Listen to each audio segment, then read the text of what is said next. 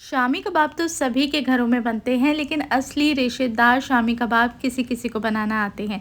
मैंने सारी ज़िंदगी अपनी अम्मी को सिलबट्टे पे शामी कबाब बनाते देखा है और क्या ही बेहतरीन शामी कबाब बनते थे, असली रेशेदार। लेकिन आज मैं आपके साथ एक बहुत ही यूनिक मेथड शेयर करने लगी हूँ, जिसमें ना ही तो सिलबट्टे का इस्तेमाल करेंगे और ना ही चॉपर का। बहुत ही आसान मेथड से एक ही बर्तन के अंदर शामी कबाब बन के तैयार हो जाएंगे और ना ही सिलबट्टे पे घंटों मेहनत करनी पड़ेगी, ना ही चॉपर का इस्तेमाल करना होगा। बिस्मिल्लाहिर्रहमानिर्रहीम।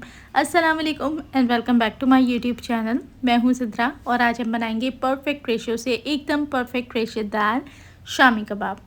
तो इसके लिए मैंने एक प्याली ली है चने की दाल और इसे अब मैं भिगो दूँगी। कम से कम आधा घंटा भिगा लें ताकि चने की दाल अच्छे तरीके से फूल जाए और इजीली नरम हो सके। मैं इस्तेमाल करी हूँ बीफ का, आप इसको चिकन या मटन में भी बना सकते हैं, लेकिन मेरी नज़र में अगर आप पूछें तो बेहतरीन रिज़ल्ट बीफ से ही मिलता है। ये बिल्कुल फ्रेश बोनलेस बीफ है और ये आधा किलो गोश्त है। तो काम को आसान करने के लिए मैं इस्तेमाल कर रही हूँ प्रेशर कुकर का, जिसके अंदर धो के अच्छे तरीके से मैंने गोश्त को आधा घंटा छन्नी पे छोड़ दिया था ताकि एक्स्ट्रा जो पानी है इसका वो निकल जाए।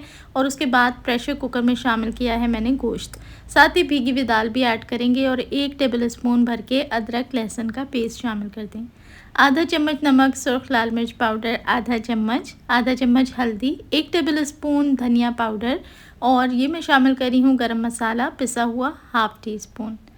ये सबसे मेन इम्पॉर्टेंट सीक्रेट है जो मैं अक्सर अपने शामी कबाब में हमेशा इस्तेमाल करती हूँ। ये है चिकन टिक्का मसाला और 1 table spoon chicken tikka masala अगर आप अपने रेगुलर स्पाइस के साथ शामिल कर दें तो कबाबों में बहुत ही बेहतरीन फ्लेवर आ जाता है। एक मीडियम साइज़ की प्याज को 4 टुकड़ा करके शामिल करें, 1 टेबल स्पून ज़ीरा, 7 से 8 साबुत काली मिर्चें, 2 अदद सब्ज़ इलायची, 4 से 5 लौंग और ये मेरे पास मौजूद है दालचीनी। लेकिन दालचीनी काफ़ी बड़ी है तो इसको आधा करके मैं ऐड कर दूँगी। तकरीबन 2 इंच जितना टुकड़ा आपने दालचीनी का शामिल करना होता है। इससे जो खुशबू है वो बहुत ही मज़े की आती है। 1 बादियान का फूल और 3 से 4 शामिल करेंगे इसमें तेज़पत्ता। अब इसके अंदर हमने शामिल करना है पानी, तो आपने डबल पानी ऐड करना है, यानी जितनी क्वांटिटी आपकी सॉलिड चीज़ की है उसका डबल आपने पानी ऐड करना है। और अगर ग्लास में कोई मुझसे पूछे तो ये तकरीबन मैंने 5 ग्लास के जितना पानी शामिल किया है। एक बार अच्छे तरीके से मिक्स कर दें, कवर कर दें और प्रेशर कुक करें। 20 मिनट में गोश्त आराम से गल जाता है, लेकिन हमने इसको 25 से 30 मिनट गलाना है ताकि ये बिल्कुल ही सॉफ्ट हो जाए। तो यहाँ देखें मैंने 25 मिनट के बाद जो है वो प्रेशर कुकर बंद किया और फिर खोलने के बाद इसकी सारी स्टीम निकाल ली है। अब गोश्त जो है वो आपके सामने है कि बोटी बहुत अच्छे तरीके से बिल्कुल मक्खन की तरह गल गई है। दाल भी बहुत अच्छे से सॉफ्ट हो चुकी है और सारे मसाले बहुत अच्छे से मिक्स हो चुके हैं। अच्छा, इसको मैंने रख दिया था तो कोई तकरीबन 10 से 15 मिनट के बाद मैं इसको दिखा रही हूँ तो इसमें से भाप अच्छे से निकल गई है। साइडों पे ये ज़ाहिर सी बात है थोड़ा ड्राई हो जाता है तो एक लेयर सी बन जाती है, उसकी आपने टेंशन नहीं लेनी। अब ये वो चीज़ है जो बहुत ही आसानी के साथ आपके शामी कबाब का मटेरियल मिनटों में रेडी कर देगी, जिसकी वजह से आपको जो रिज़ल्ट है वो मिलेगा सिलबट्टे वाले शामी कबाब का, बिना सिलबट्टा इस्तेमाल किए और बिना किसी चॉपर या मशीन को इस्तेमाल किए। तो ये लस्सी बनाने वाली डोई है जो ऑलमोस्ट सभी के घरों में मौजूद होती है। आपने क्या करना है, नीचे से चूल्हा ऑन करके बिल्कुल दम वाली आँच ऑन रखनी है, तेज़ नहीं करना, और इस डोई की मदद से आपने इसको घोटना शुरू कर देना है। अब ये काम आपने तब करना है जब आप सारा पानी गोश्त का अच्छी तरीके से खुश्क हो जाए और प्रेशर कुकर में गोश्त गल जाए। खोलते के साथ ही आपने गरम गरम गोश्त के अंदर ही आंच को बिल्कुल दम वाला करने के बाद इस तरीके से डोई की मदद से इसको घोटना शुरू कर देना है। यकीन करें बिल्कुल भी मेहनत करनी नहीं पड़ेगी। 5 मिनट के अंदर 5 मिनट के अंदर आपका जो गोश्त है वो ऑटोमेटिकली सारा क्रश हो जाएगा, दाल भी बहुत अच्छे से घुट जाएगी और यकीन करें आपका बर्तन भी कोई दूसरा इस्तेमाल नहीं होगा और इतना बेहतरीन आपको रिज़ल्ट मिलेगा कि जो इससे रेशा बनेगा वो मैं अभी आपको चेक करवाऊंगी और एक बार आप इस मेथड से बना के देखें, आपका काम बहुत ही आसान हो जाएगा। अच्छा, अगर कुछ लोग सोचें कि इससे घोटने से तो हमें बहुत मेहनत लगेगी, तो इसमें कोई मेहनत नहीं लगती, क्योंकि ये आपने बस खड़े खड़े इसकी थोड़ी सी घुटाई करनी है। 3 से 4 मिनट का टाइम, मैक्सिमम 5 मिनट लगने हैं और ये सारा खुद ही का खुद ही ऑटोमेटिकली घुट जाएगा। मतलब कि बिना कोई ज़ोर लगाए ना आपको पता ही नहीं चलेगा कि कैसे आपका गोश्त और दाल क्रश हो गई है।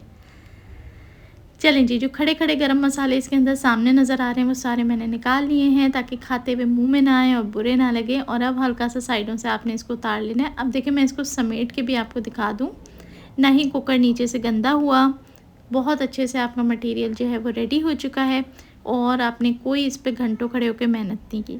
बस सीक्रेट है कि गरम-गरम में ही कर लें ताकि वो गरमाइश की वजह से ईज़िली क्रश हो जाता है। अब एक अलग से खुले बर्तन में इसको निकाल के थोड़ा-सा ठंडा कर लें। और यहाँ मैं आपको रेशा चेक करा दूँ कि अभी तो हमने कबाब बनाए भी नहीं हैं, लेकिन माशाल्लाह से अभी से आप देखें इसमें कितना ज़बरदस्त रेशा बन रहा है। बस यही वो चीज़ है जो शामी कबाबों में वैल्यू रखती है और चाहिए होती है। चलिए जी, इसमें अब हमने क्या ऐड करना है, फ्रेश बारीक काट के पुदीना शामिल करेंगे 1 मुट्ठी, और बाइंडिंग के लिए मैं ऐड करूँगी 1 अदद अंडा। अब आपने इसको अच्छे तरीके से मिक्स करना है। अच्छे तरीके का मतलब है ज़बरदस्त तरीके से। क्या है कि पहले आपने इसको रैंडम मिक्स करना है ताकि पुदीना और अंडा जो है वो इसके अंदर बहुत अच्छे से एब्ज़ॉर्ब हो जाए। उसके बाद जिस तरीके से हम आटा गूँथते हैं ना, 1 से 2 मिनट आपने आटा गुंदाई की तरह इसकी भी गुंदाई करनी है। उससे क्या होगा कि एक लोच आ जाएगी और जो शामी कबाब हैं वो बहुत ही लचकदार और एकदम रेशे पे बन के रेडी होंगे। तो रमज़ानुल मुबारक आ रहा है और रमज़ान में भी शामी कबाब जो है वो बना के फ्रीज़ किए जाते हैं, स्टोर किए जाते हैं। सहरी में और इफ्तारी में भी उससे डिफरेंट आइटम बन सकते हैं। तो लिहाजा इस मेथड को एक दफ़ा ज़रूर अच्छे से देख लें और एक बार ट्राई करके देखें। आपको बहुत ज़्यादा सहूलत हो जाएगी और आपका टेस्ट भी जो है वो नॉर्मल शामी कबाब से बढ़कर आएगा, क्योंकि इसमें सीक्रेट मसाला एक हमने शामिल किया था।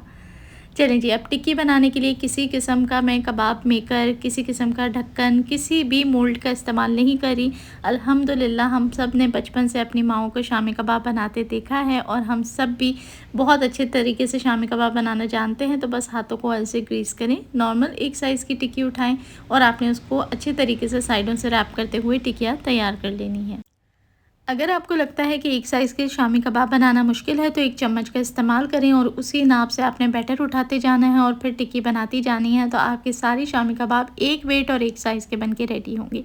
स्टोर करने के लिए किसी भी पॉट के अंदर एक लेयर लगाएं, बीच में शॉपर या बटर पेपर लगा लें या प्लास्टिक रैप रखें और उसके ऊपर दूसरी लेयर लगा के अच्छे से आप इसको फ्रीज़ करें और पूरा रमज़ान आप इसको इस्तेमाल कर सकते हैं। अब फ्राइंग के लिए भी मैं आपको टिप दूंगी कि बहुत सारे लोग शामी कबाब को शैलो फ्राई करते हैं, लेकिन अच्छे मीडियम गरम तेल के अंदर अगर आप शामी कबाब को बिना अंडा लगाए डीप फ्राई करेंगे ना, तो इतनी क्रिस्पी ऊपर की लेयर आपको मिलती है और अंदर से एकदम perfect well cooked shami kebab आपको मिलेंगे कि आपका दिल खुश हो जाएगा। अब देखें, डाले हुए मुझे कुछ ही सेकंड्स हुए हैं, लेकिन तेल अच्छे से गर्म था ना, तो शामी कबाब मिनटों में अच्छे से कुक हो गए। बहुत ही क्रिस्पी करारी सी इसकी आउटर कोटिंग रेडी हो चुकी है, जबकि हमने बाहर ना कोई अंडा लगाया है और ना ही अलग से कोई कोटिंग, और अंदर से भी ये बहुत अच्छे से कुक हो चुके हैं। तो बस शामी कबाब को डीप फ्राई कर लिया करें तो उससे रिज़ल्ट्स आपको ज़्यादा बेहतर मिलेंगे as compare to shallow fry. और इसी तरीके से आपने शामी कबाब को फ्राई करना है, इंशाल्लाह आपको मज़ा आ जाएगा। तो देखा, बिना किसी एक्स्ट्रा ऑर्डिनरी मेहनत के आसान और शॉर्टकट तरीके से हमने बनाए बेहतरीन से शामी कबाब। मेरी रिक्वेस्ट है कि एक बार मेरे इस मेथड को ज़रूर आजमाएं। इंशाल्लाह आपको ये वाले शामी कबाब इतने पसंद आएंगे कि हमेशा आप इसी रेसिपी को फॉलो किया करेंगे। तो मज़ेदार से शामी कबाब तैयार हैं। अब आप इनसे रोल पराठे बनाएं, चपाती के साथ खाएं, दाल चावल के साथ सर्व करें या सहरी में पराठों के साथ एंजॉय करें। इंशाल्लाह मज़ा आ जाएगा। और अब आप इसका रेशा भी चेक करें। तो रेसिपी अच्छी लगी हो तो वीडियो को लाइक करके आगे फ्रेंड्स और फैमिली में शेयर ज़रूर करें। और जो लोग चैनल पर नए हैं उनसे मेरी रिक्वेस्ट होगी कि सब्सक्राइब लाजमी कर लें ताकि हर नई वीडियो आपको रेगुलर मिलती रहे। और वीडियो के नीचे कमेंट करके ज़रूर बताएं कि आपको रेसिपी कैसी लगी। अपना रखें ढेरों ख्याल और मुझे दुआओं में याद रखें। अल्लाह ताला आप सबके रिस्क में ढेरों बरकत दे। देखने वाले सभी लोगों का बेहद शुक्रिया।